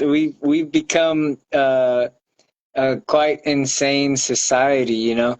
And for some people, they go as far as to um, they they care about the external of their vessel, right? So they get all the nice clothes, the makeup, and the plastic surgeries and this and that. Some people go a little bit further, like they actually work out, which is actually good, so they get the aesthetics. But still, if you're putting crap in your body, all these externals aren't going to, it's like what's on the inside of your body is going to dictate, the input dictates the output, and that's what's going to determine how you actually feel, and so that's where, for me, that's where dry fasting really helps purify the vessel. I view it as like it's the fire. I view it as really like the fire. You're working with the fire element Burning because, everything inside. yeah, you're just burning everything that no longer serves. All the weak cells and everything get purified and renewed. Like the phoenix. So Yeah. you're like the phoenix, and then you're becoming more youthful, and you're becoming more like a child. Like when you empty the insides and clean them out, you naturally feel the joy and the Mhm. love and the empathy for others. Because I could honestly say, for me, I, I wasn't I wasn't like very intuitive in the past. I was straight matrix and hot-headed. I came from a boxing background where I used to get into a lot of fights and stuff. Every time I tell people nowadays, they're like, "What? You getting into fights, Danny? I don't see that." Which is, it's good to hear that, but in the past, I mean, that's where I came from, and at one point I was dealing with depression. I had a lot of tension in my shoulders that I couldn't get rid of. And it wasn't until I started purifying myself, learning how to relax. I learned meditation through martial arts, and then I learned how to clean the body, and it took it to a whole nother level. Like both of those things together, like having some sort of inner practice, inner discovery, self-awareness practice. And it doesn't have to be like traditional meditation, or it doesn't even have to be like qigong or anything. It could be your own way of reflecting within self. Like writers do it in their own way, right? Painters, musicians.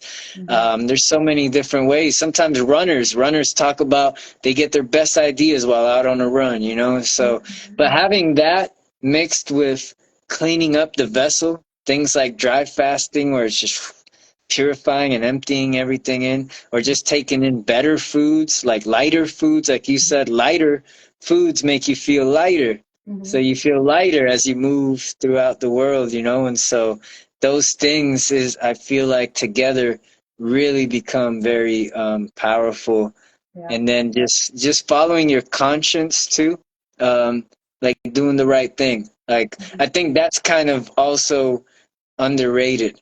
But when we go against ourselves and we know we're doing the wrong thing, that really can create disease, like just as bad as eating bad and things Just like your that. thoughts, but just thinking, Yeah, having you know, a mind that just always thinks negative, always like worry, always fear. Fear will get you diseases. oh yeah, yeah, Fear of like, oh my God, I'm scared of going outside. Oh, I'm going to, people can go to that point where they're scared of everything, right? So fear yeah, creates diseases. So Yeah, it's so many different ways we can really create disease, but it's like information that you intake that can create the diseases. And then Yeah. it's like, some, solid thing, whatever food that you intake, that can also create some diseases. But people would think like it's just the food, but really like ideas can make you sick. Really, you Yeah. believe in something and you follow it, and you're like, I have to do this, I have to do this, and then like you were saying right now, like there's no way to meditate. Nobody can really teach you how to meditate. It's the most stupidest thing I've ever heard. Let me teach you how to meditate. No, nobody can teach you how to meditate. Okay, you only know how to meditate by finding that. How do you dive in? How do you go into your door? How do you open your door? How I open my door and how you open your door is two different things. For you to go inside, you need to find that way of like, how do you turn your key? You know, even so, I think it's like a lot of people that look at the screens of other people, like seeing them meditate, doing yoga and these things and blah, blah, blah, all these fancy things going on here and there. And then they think I have to do it that way. You don't think like you just being silly in your living room is actually this form of meditation. People Yeah. don't think like that, Right. right? You being, just being you and maybe just laughing out loud or maybe like sitting still or maybe like, just reading something is meditation. You don't have to sit in lotus position and then sit like this and do some type of mudras or whatever. You don't have to. You can try them out and see if they work for you. Yeah. They're out there, but you don't have to. There is no way, a proper way to conquer this life. It's Yeah. not conquering this life. It's like a journey, your journey. Learn how to drive your car and enjoy the ride. Like, Yeah. And I think when you finally do that, like where you just said, where you start to go within and discover your own path, that's really when you start to really take off in this journey. mm-hmm, Because then you really develop this strong trust in self and you mm-hmm, really get to know yourself. Because when you follow trends, when you're just following trends or following another path, another guidance. It could mm-hmm, be good to get you started, right? To get you started on your hike. It's like, oh, okay, this trail has already been cut down. I don't got to bring a machete for this one. Like, well, I'm just saying extra stuff right now. But anyhow, the trail has already been carved. It's easy to start walking. But then once you start to go into the unbeaten path, that's when you really learn and discover yourself. So, yeah, I like that. I think that's yeah, I think that, and dry fasting helped me a lot with that too. yeah, It helped me helped me know that I didn't need a lot of these things, and then it helped me to get to know myself better, like without the care of other people, right? Without caring about other people's perspective. Because for one, especially when you start dry fasting, you know, when you first start, you're just thinking about water, right? Like you just want some water. And so it's like, like other people's perspectives don't even matter to you. Like you're so in this, you feel like you have to keep all your energy to yourself to kind of like sustain yourself and keep going with it, mm-hmm, that other people's opinions just bounce off you. You start to become more focused on self. You just become more in tune with that, and so it's like it's a beautiful place of self discovery. Like I could understand why they say Jesus went 40 days and 40 nights in the desert with nothing. Like, and that's another thing is that like these people who became great at things, it wasn't. I like to think it's not because they were just great to begin with. It was the things that they did, right? It was the deeds that they yeah, accomplished. It was the journey that they went through that created these beings. And so mm-hmm, the more we do things like this that purify us, that take us away from sin, quote unquote, right? Like it really like starts to bring back your innocence yeah, and yeah, and all that. yeah. And then you be free from everything. You just content with yourself. Like everything is actually within. but we cover it with all these different informations, all these foods, and all these, flashy stuff, and this. You never even have time. You never really have time to just dive in and say like, okay, who am I? Like I Mm-hmm. see it like this every day. Every day, I feel like first I sit down and meditate right around 4 a.m. And when I'm doing that, I know that after this, I'm gonna put on different hats and act in reality. Because that's what we do. Every day we go out and we act, you know? But you can get lost in the act, or you can come back to yourself each time and know, like, okay, hey, that was an act that I did, you know? And the more you work on yourself from within, that's the only way you will know outside. That's Mm. the only way you will know outside. But how Yeah, is your outside looking? Because that's how your outside look. right, Outside look. right. Yeah. You want, and earlier you were talking about that when the stomach makes these sounds, of hunger, for example, like these sounds. If you think of it like a car again, let's go back to a car. If you have a car that the motor is running, if I just left my car's motor running and I go to sleep and I just come back and I just, this thing is just running and running and running and running, running, running, the motor will crash after a while. Yeah. So somehow in our here, like when we put something, it's something that's working, right? Like every time, if I eat something solid within the same hour tomorrow, my stomach will be like, okay, where's that solid? We need to break it down. So I need to put some solid in there the same hour, otherwise it will make that noise because of now it thinks like, okay, something went in here 4 o'clock yesterday, and now we're breaking it down. So the same hour tomorrow, it will do the same thing, Yeah. like it's breaking down something.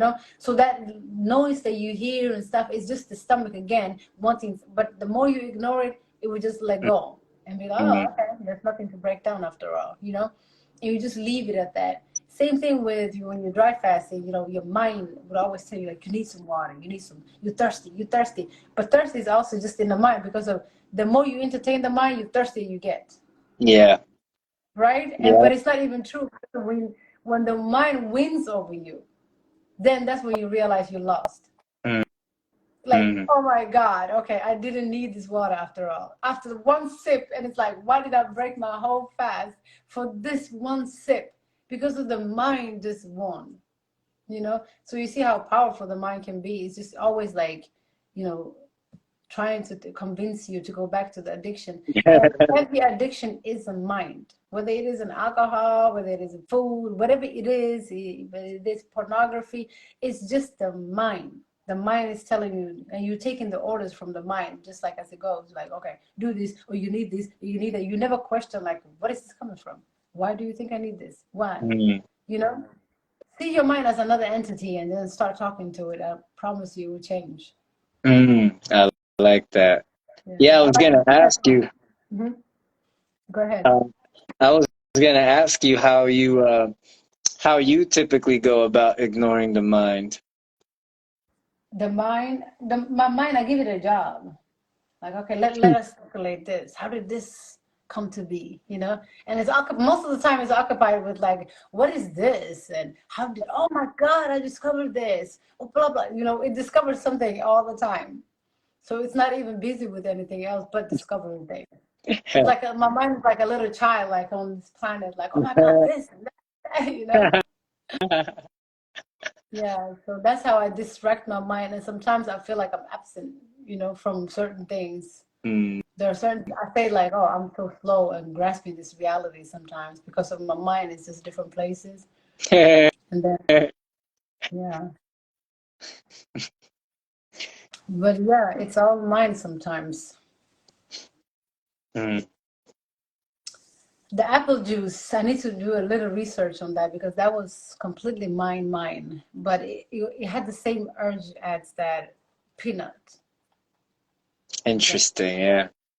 I apple. haven't got. I went through peanut butter phase. I don't never really went through an apple phase. Apple happens to me after the fourth day of dry fast. Oh, really?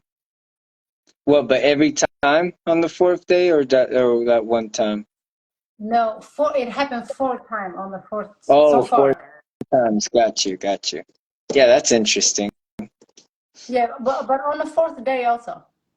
Hmm. I never actually thought about it before. Yeah, it happened 4 times. Just when I do it like intentionally, because I can go dry without thinking about it, without planning it, and it always goes fine. Mm. Like it's always like, oh, when was the last time we had something? And then it can go like 2 days ago. Sometimes, most of the times, my mind allows me to remember after the third day. That's when I used to be busy, busy. I'll be working, studying, and working out, and this and that, and I never have time to. Yeah, I may have like coffee. I used to have coffee, and I don't even understand why. It was a normal thing. Like you come to work, is coffee. Yeah. And it makes me sick. It makes me like dizzy. It makes me like off, like drunk. Yeah. Yeah, coffee makes me like jittery. It feels like my whole system's Yes, like me going like too. this. Same here, same here. And I'm drinking Yeah. anyway. And then I'm at work. I'm like this. Yeah. I'm like, why did I do that to myself? So yeah. Yeah. Coffee is one of those rare things that I rarely ever drink nowadays, but I still sometimes dabble in. And you know what's funny is that I usually have it Ooh. like after I've had cooked food. Yeah. Because whenever I have cooked food, it just slows me down, and then I feel like I need a coffee to pick it up, and then Oh. it pushes things through faster too. So I get rid of the food that I ate faster, but I don't like it. I don't like depending on that. I don't like even um, I don't like how I feel on cooked food either because whenever I eat cooked food, it's interesting. I feel drunk. I Mm. literally act drunk. I mumble like I'm drunk. And sometimes if I overdo it, I'll even like be kind of like a little bit off balance with it. Yeah. So it's interesting that now cooked food gives me the same feeling as being drunk, you know? But it is. It's just like if you just think about just the word like cooked food, is like the only reason why people get drunk of alcohol is because of it's fermented fruits or whatever. They just kept Mm. it, they killed it. They killed the fruit and kept it hostage for so long, and now it gets so drunk. It's it's the same thing with cooked food. You just killed it on a pan. You just like and now you eat it and you're like, ooh, I'm busy. The less you have within yourself, the more you will know all little things. Every information that comes in, you're like, okay, what is this? You will know because if you are blank, like whatever that comes in is like, what is this information? Like I know what information that comes in. I Uh-huh. normally say my cousin always say like you crazy, and I'm like I think is some dust going through my blood today. It was dusty outside, or it was some, and she would be like, be quiet. But I know it's in my bloodstream. Whatever that's going through within me, I feel like I know it. Yeah, Like, yeah. yeah. I think we've got a You lot of material here if you want to read it, by the way. yes, Uh, sure. Yeah, glad. you become very sensitive the more you empty the vessel out like that. So I'm not Yeah. surprised you can feel all that. Ooh, ooh, the scrolling thing is kind of So I playing think you around. feel like, yeah, everything that goes in, you should feel some type of way. Like, because when you drink alcohol, you feel it. What makes you think you don't feel the other things? Yeah, yeah, Like everything, it just have it doesn't have the same effect because of it's not the same dosage. But yeah. well, you want. Laura here is saying it makes me think of a survival documentary I saw on a guy who was stranded in the middle of the ocean on a little boat raft. And he was able to survive off of catching fish, but at one point he was directly craving only the fish eyes, which he'd never eaten before, and they said that it was a nutrient. I think iodine or something that his system was so low on he would have died, but the body is wise enough to crave in order that will balance it. Mm. Yeah, I love that. It makes sense. Because the first thing I thought about when I had that peanut craving thing was to me, I stopped with the smoothies. I didn't have any smoothies anymore. And it was just like clear, just juices. And so then my body just goes towards that. I'm like, it's the protein or some fat. I know it's 100%. There, my body was speaking for itself. My mind is like, what is that? And my body is like, peanuts. And literally, like it would crave. And it was, this is the first time I've noticed that my body has a mind on its own, really. And it showed me right now. It's like, I don't care what the mind says. I'm not peanuts. And I'm like, what is going on? I don't even like the smell of peanuts. I don't like peanuts, but now you're eating peanuts. That's That's so funny. right. Yeah, the peanut butter phase is real. That was Yeah. real. So That it's the was, fat, the body craving that kind of salt and fat. So I've noticed it's kind of like some kind of like mixture of the salt, fat, and the protein. And the peanut had all those three things. And it's like when you let go of certain things, your body is like, oh, the fat that you used to have, the protein you used to have, now right. where can you get it from? Because your system is changed. It will not seek like for meat or anything like that. It's like, no. The mind just say like, no, it never. We said we would never go back to that. So it would never think of it like, okay, seek there. But you see your natural state, it's seeking something that's natural again, right? Mhm. It goes for peanut. It didn't go for something else, for protein or something, but it went for Yeah, specific plant that has all three ingredients of what you need, that is kind of like getting away from you, and that's what you need right now in order for you to build up again. right. So that's how I felt like when peanut butter was like pushing me. It's like, okay, this time I don't even really know what's going on because it's my body and not my mind. So yeah, the body can speak. You can be loud too.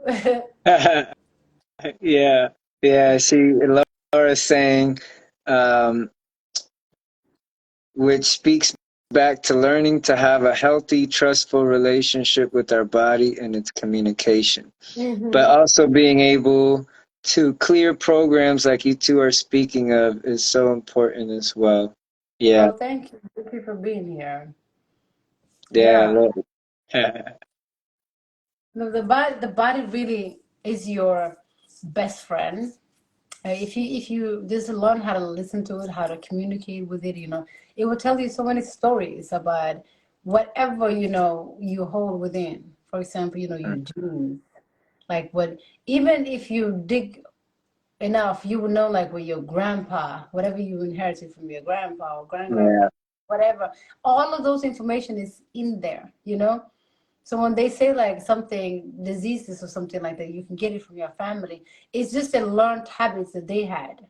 You know, if your grandparents used to eat just red meat and that's what they liked, and every party that they went to, they bring this red meat.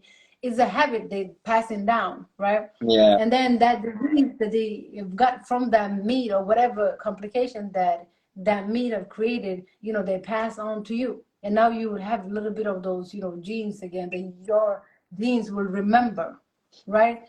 So that the vehicle that you hold also a lot of memories from passed down where it actually came from. So it's good to know how to like how your gene have been passing down what you are facing today. mm, That's why I always say like our path is so different. Your path from my path is completely different because whatever my grandparents used to do and whatever your grandparents used to do is completely different, right? So the genes that right, you hold today, it's like I'm driving maybe this type of vehicle, you're driving that type of vehicle because it's two different vehicles. So we can't say like we take the same fuel. We don't. Every car takes different fuel, right? So right. depending on my life history, depending on my genetic, encodement, whatever my parents have left me, whatever that is in here, that is encoded here, that's how I would have to clean out. You Mm, know, that's the information that I have. That's the information that will be purging out of me. So we won't have any same information that will be purging out of all of us. It's different. If I'm purging something from like red meat, maybe your family had something else with something else, right? So just knowing and understanding your body, it will tell you every story that you hold. It's like a whole library within yourself, like yeah, that will tell you, like, okay, yeah, you're doing this because of that, and this, and that, and that, and that. And then the more you listen to it, the more you will give the right fuel. you know. And Mhm. then eventually you just become electric because it's just like understanding. It's not forcing anything. It's not like you can stop eating food right now and you can start fasting every day and say like, okay, I'm going to fast this much. As long as you make it into a mission, it's not going to work. But as long as you accept this as being as your natural state and you just going back into your natural state, then it won't be something that you are becoming. It won't be something like a concept that you're wrapped around with. Now I want to become a breatharian, or oh, I shouldn't be eating it. Oh, you know what? I can stay away from food this long. It becomes some idea again, and you still wrapped around in a kind of a concept instead of understanding your true nature. You know, your natural state is that you do not need all of this. This is a learned habit. This is an addiction. So letting go of your addiction, you need to let go of the idea that this is not you. This is not what you need, right? And Mhm. understanding is addiction. Yeah, that's how I see it. But once you understand, then you won't create that box of food that you would, shoving all the food in there, and I'm gonna sit here with my sword. And no food's gonna come out of there. Yeah. Like you can do all of that. You have to know how to flow with this, and the only way you can do is like clearing your system. You have to become empty, really, Yeah. and understand it like everything. It's just becoming empty. That's where your whole information, everything get clear when you're empty. It's just like think about it. Like we misunderstand the emptiness. We think the emptiness is so empty, but emptiness is the real fullness. That's the only way you can see a full vision when you're empty. Yeah. You don't have any information that will interrupt your vision. You don't have any information that will interrupt your understanding or your being or anything. You are clear, Right. and then you pick and choose what information that you want to encode. Yeah. That's Yeah. yeah.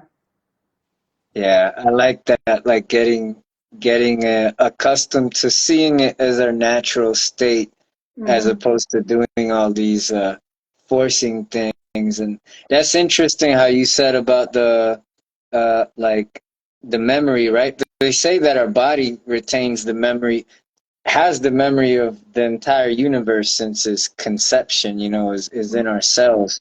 So we got a lot of memory in it. But that's interesting how you put it about your parents and their grandparents. Like, in a way, yeah, we hold even their desires for certain Mm-hmm. foods. It's still in our memory. So sometimes our body's cravings could be desires that aren't even our own. They could have Mm-hmm. been, desires of our parents and their grandparents, like our lineage and the desires that they used to carry within themselves. Yeah. And so that's why it's interesting.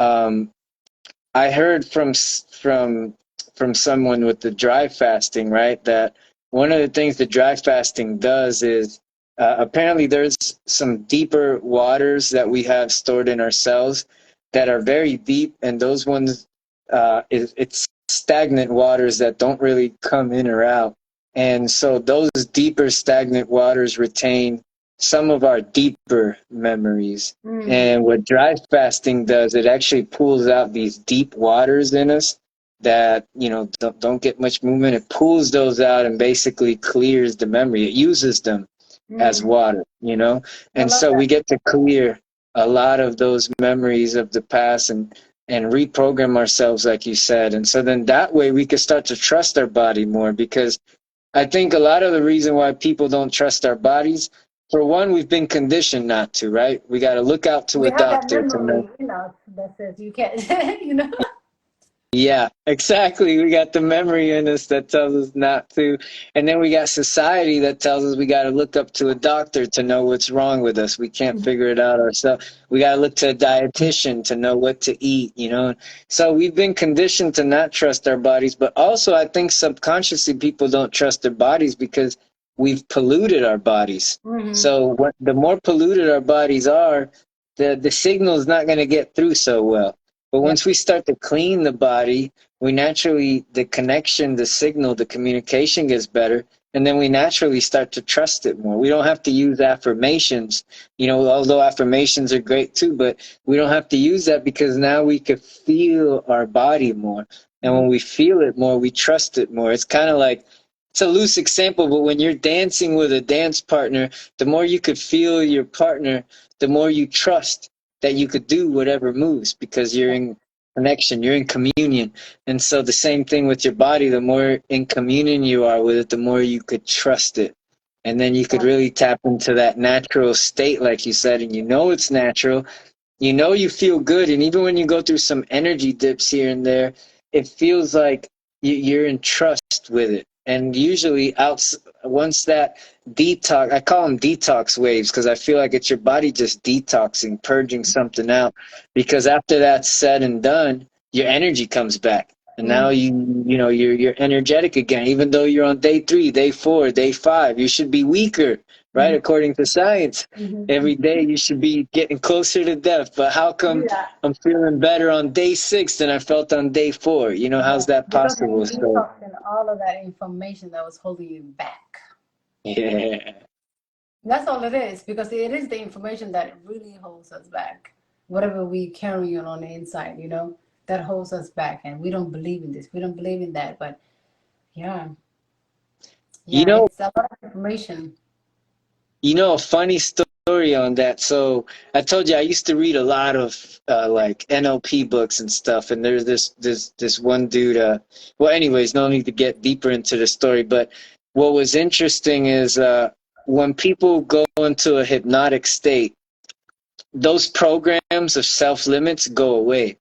Mm. Right? So one of the guys that I was reading his book on, Richard Bandler, he would actually sometimes experiment and give people really complicated tasks in a hypnotic state, and they'd be able to do it because their conscious mind isn't there telling them that that's impossible. So he Mm. would literally have them speak backwards. And this person has never spoken backwards before, but now in a hypnotic state, they could do it like this. And then he Whoa. would ask them how they did it. And they said, while they were in trance, they would say, I spelled each word phonetically, and then I put it backwards. And so it's like a script. They would script Mm. it out phonetically in their head and then put everything backwards. And then that's how they would easily speak backwards. But if you try to tell that person to do it in their conscious everyday state, they'd be like, "Oh, that's impossible. I can't speak backwards." Their own limits keep them back. So yeah, I love that you said that about all these beliefs are holding us back, because when we get all these superpowers that I think we could tap into, we only prevent ourselves because we don't think that they're possible, right? Yeah, yeah, But that's what we think. But we can't wait for the thing to come in front of us in order for us to believe it. But most of us do. yeah, But there are certain things that we couldn't believe was possible. Like, not us maybe, but in other generations, there are things that we have today, like these phones or something, like whatever it is, that would be like they couldn't even imagine, but it's here. Somebody imagined it and it's here right now, right? yeah, So it's the same things. Like, we are so programmed to think like, okay, this is gonna hurt you, this is what the doctor do, this is like the doctor story. By the way, my neighbor, she fell, her leg hurts, and she used to walk a lot, but she's suffering from dementia for the past 2 years right now. So now she don't even remember anything almost. Her sister mm, took her to the doctor because she complains about her legs all the time. I'm in pain, I'm in pain, I'm in pain. So she took her to the doctor the other day, and when she came to the doctor, her sister said, she's complaining about her legs, or her legs hurts, and she forgot about her legs. So the doctor said, hey, where is your pain? And can you walk? And she said, yes, I can walk. And she started walking, and then he was like, can you lift your legs? And she's like, yes, yes, my legs. Yeah, she could do all the things that she couldn't do at home because she forgot. and then the sister was so frustrated. She's like, she complains every day. And then the doctor couldn't figure out. They were like, yeah, I think she's fine. There's yeah. nothing wrong with her. She's fine. Send her home. They get out of the car. She's like, my legs. Oh God. She was so frustrated. So that tells you that the doctor don't know unless you tell them. They don't Yeah. know anything. It's just like you have to tell them. So if she don't remember what was wrong with her, the doctor cannot even do anything for her. That's the funniest thing. But I know what's wrong with her legs. She used to walk a lot, and now she don't walk. Yeah. She's just sitting still. So maybe she could get a device that will make her move her legs or something like that, so it would help her. But doctors are just Googling stuff. They can't analyze stuff really. Yeah. Yeah, it's sad, but yeah, that's what'll help her is definitely getting some movement back in somehow. Because Mm. yeah, like well, my mom, same thing happened to her where she was bedridden, and she got to the point that you couldn't even straighten her legs, like it got solidified like a Oh. rock. So it's that movement. I had just posted on my story some there was some guy talking